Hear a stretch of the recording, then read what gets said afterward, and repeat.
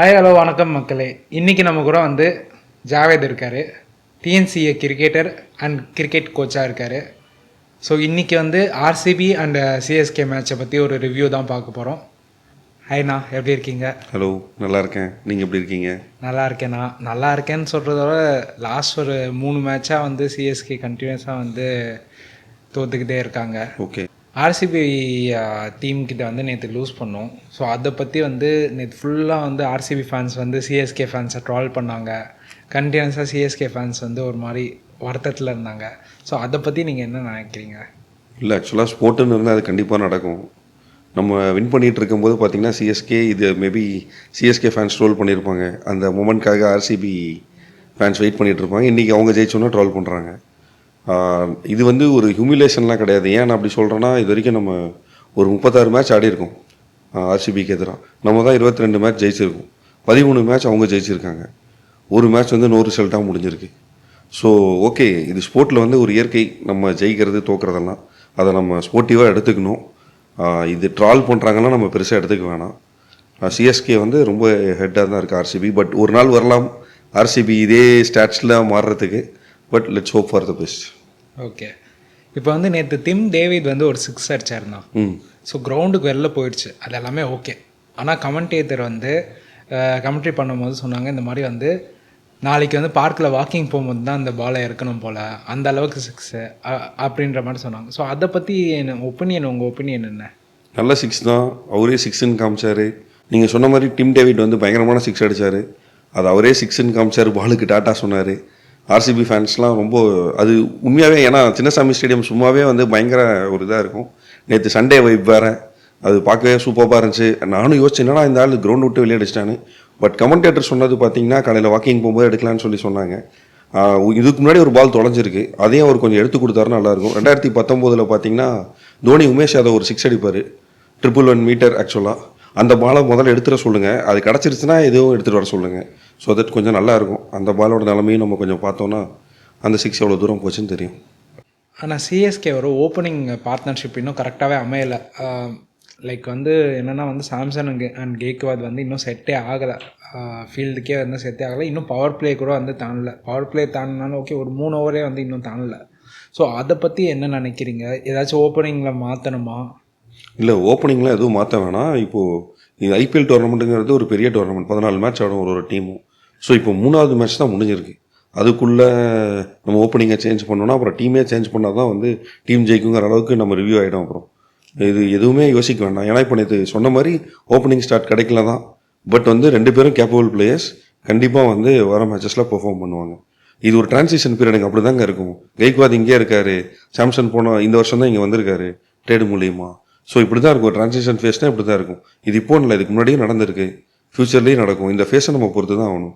இப்போது நம்ம இப்போ சாம்சனை பற்றி பேசிட்டு இருக்கும்போது வந்து கண்டினியூஸாக 3 மேட்ச் வேர்ல்ட் கப்லாம் ஜெயிச்சார், அவர்னால தான் நம்ம ஜெயித்தோம், அது எல்லாமே ஓகே, வெல் அண்ட் குட்.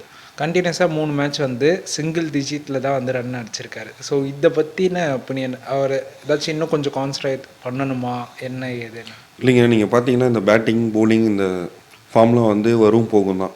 கண்டிப்பாக கான்சன்ட்ரேட் பண்ணும், பெர்ஃபார்ம் பண்ணும், அப்போ தான் டீம் வின் பண்ணும், எல்லாமே ஒத்துக்கிறேன்.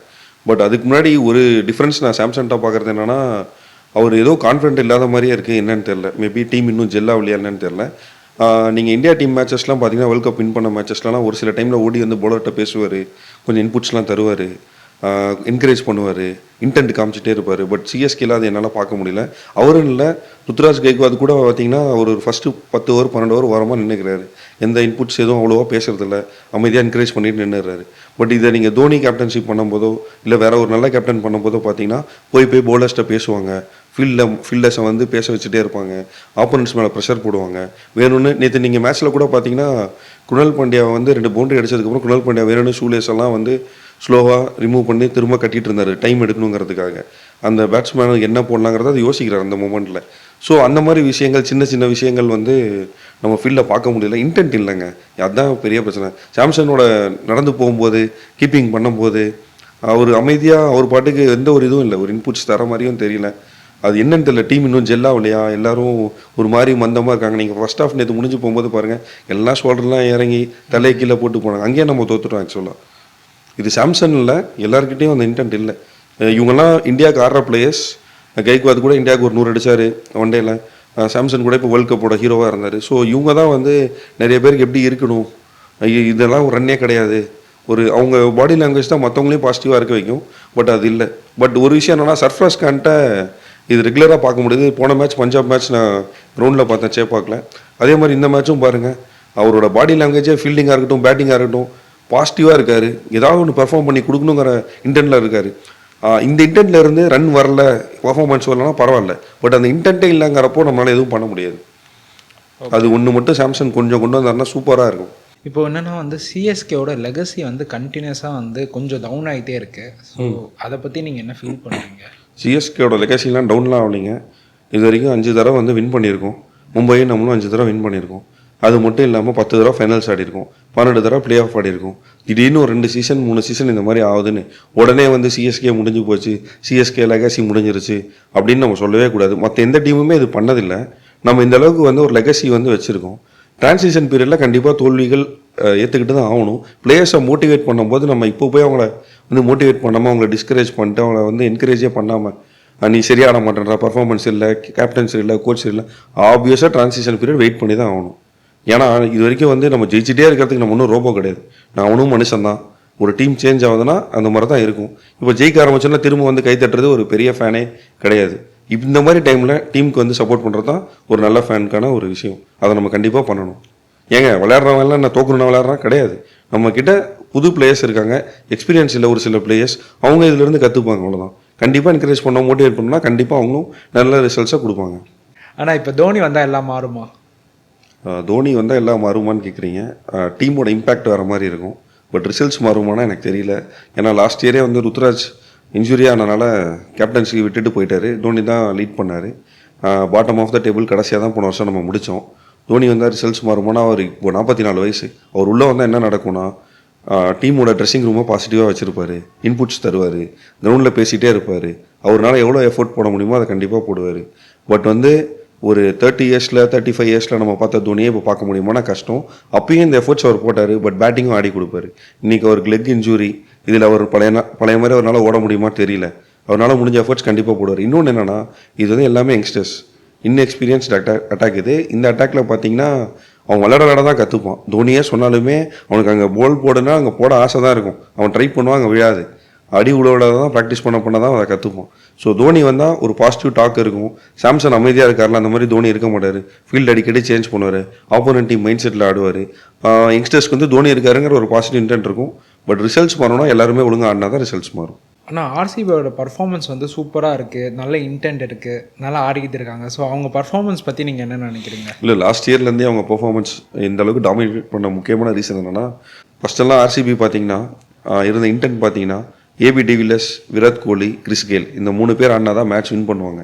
அந்த மாதிரி தான் அந்த டீம் இருக்கும். அந்த டீமில் ஆன நிறைய பிளேயர்ஸே சொல்லியிருக்காங்க. ஆனால் மற்ற டீம்ஸ்லாம் போகும்போது டீமை வந்து என்கரேஜ் பண்ணுவாங்க, ரொம்ப பாசிட்டிவாக இருக்கும் ட்ரெஸ்ஸிங் ரூம். ஆனால் ஆர்சிபி பார்த்தீங்கன்னா எப்போ பார்த்தாலுமே வந்து Virat Kohli, AB de Villiers, Chris Gayle இவங்களுக்குலாம் ரொம்ப மரியாதை இருக்கும். அவங்கள நம்பி தான் வந்து மேட்ச் வின் பண்ணுவோங்கிற நம்பிக்கை வந்து மேனேஜ்மெண்ட்டே கொடுக்கும். பட் லாஸ்ட் இயர்லாம் நீங்கள் பார்த்தீங்கன்னா அவங்க டிஃபெண்டிங் சாம்பியன்ஸாக இருக்காங்க.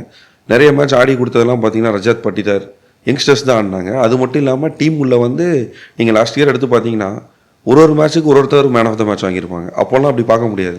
வாங்கினா டிவிலியர்ஸ், கோலி, கெயில், இல்லைனா யாரோ ஒருத்தங்க, அவ்வளோதான் இருக்கும்.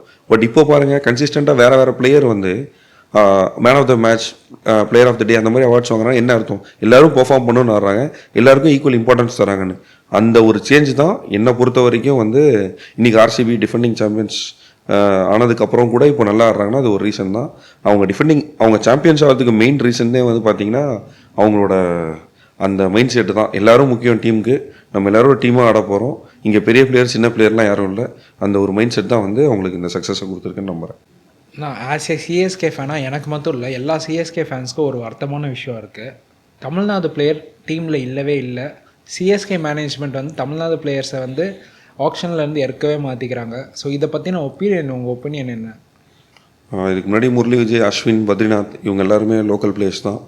அப்போ எடுத்துகிட்டு இருந்தாங்க, இப்போ எடுக்கிறது இல்லை. உண்மை தான் நீங்கள் கேட்குற கொஸ்டின். ஏன்னா சாய் சுதர்ஷன், ஷாருக் கான், சாய் கிஷோர், நட்ராஜன் இவங்கெல்லாம் வேறு டீம்ஸில் இருக்காங்க. தினேஷ் கார்த்திக் கூட ரிட்டையர் ஆகிறதுக்கு முன்னாடி எனக்கு சிஎஸ்கேல ஆடணும்னு ஆசையாக இருக்குங்கிற மாதிரி சொன்னார்.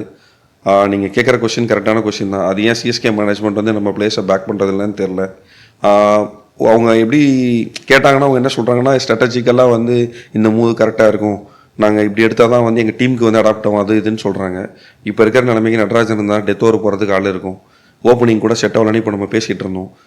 சாய் சுதர்ஷன் தான் ரன் வந்திருக்கும். அவங்க என்ன வேணால் சொல்லலாம், பட் கண்டிப்பாக லோக்கல் பிளேயர்ஸை அவங்க பேக் பண்ணி தான் ஆகணும்.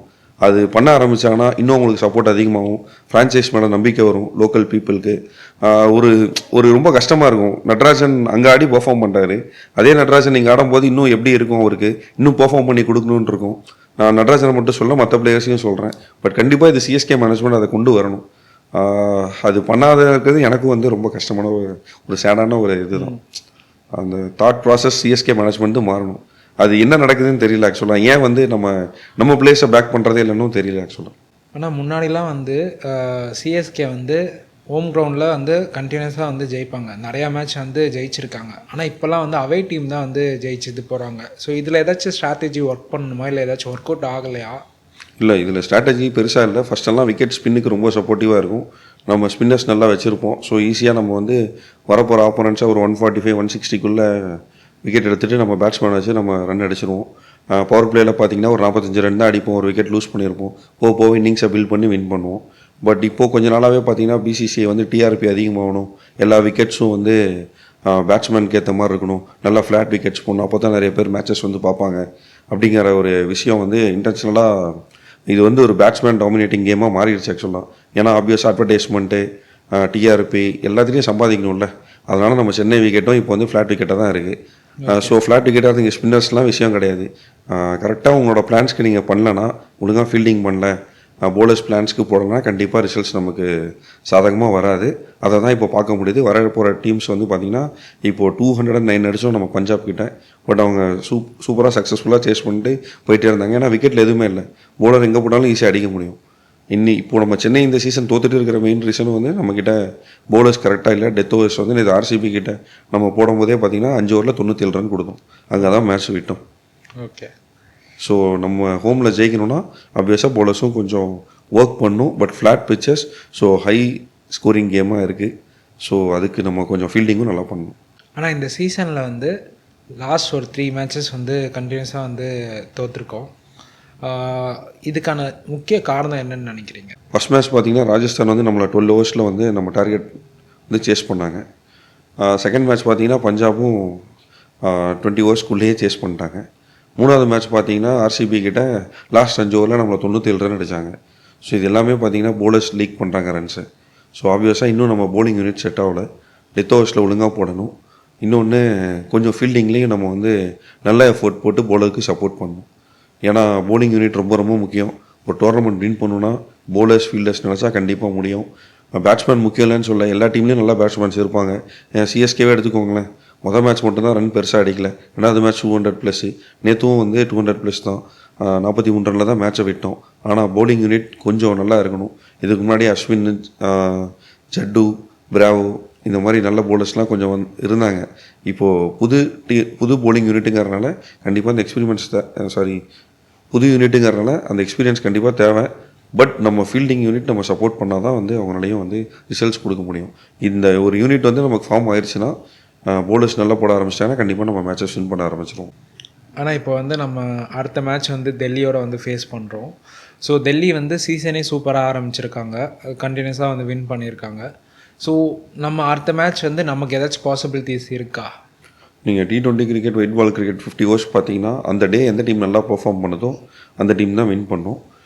கண்டிப்பாக நம்மளோட வீக் ஜோன் என்னன்னு நமக்கு தெரியும். ஆப்வியஸாக அது டெல்லிக்கும் தெரியும்.